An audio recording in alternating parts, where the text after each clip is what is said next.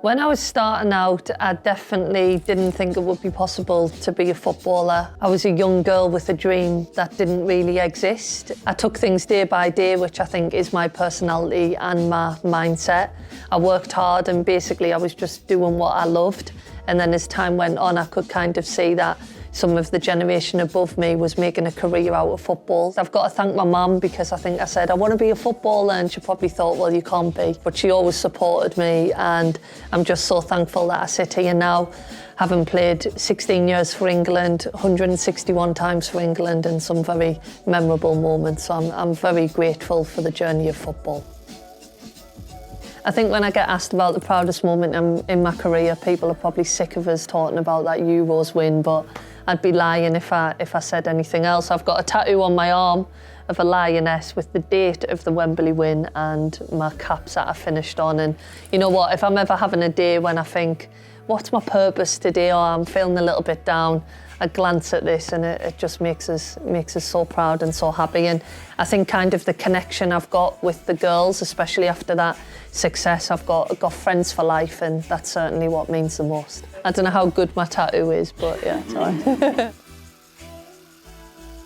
I think the biggest turning point in my career was probably when I signed my first contract with Everton. So I was 18 years old, I'd just left college/university, and I got an opportunity to play for a top Premier League WSL club. I think that was kind of a turning point for me. I arrived, I was suddenly with Farrell Williams, Rachel Unit, Rachel Brown, all these iconic England legends. Definitely had imposter syndrome, but I really thought, you know what, Jill, there's an opportunity here.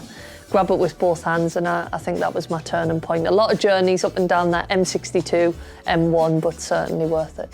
I definitely had disappointing moments in my career. I lost a lot of cup finals, I lost a lot of games, lots of games away to Chelsea, away to Arsenal, and times in which I probably thought about giving up, which I'm so glad that I didn't.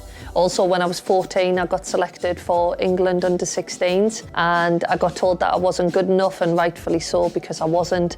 And then I didn't get selected again till I was 18, 19. I think that period of time from the age of 14 to 19, I think it could have gone either way. Did I just give up and do something else, or did I keep my head down, work hard, and eventually I made my England debut? So that was a disappointing time because a lot of my friends were getting selected for England, and I remember I was in tears behind closed doors, but I suppose them tears were worthwhile, and probably swapped them for happy tears in the end.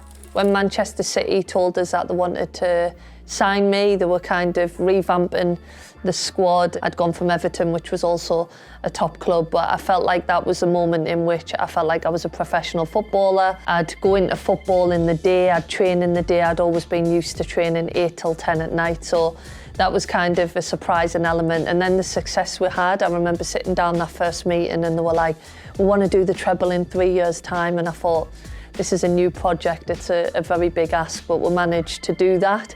And yeah, I definitely look back at that year. I only won 1 league title in 20, I think, so it was a very great moment for me and a very surprising moment as well. But I'm just so glad that we set this target of what we wanted to achieve, and when you do that and finally get there, it's a very, very nice feeling. I do remember when I finished playing football and then getting kind of my first pundit gig.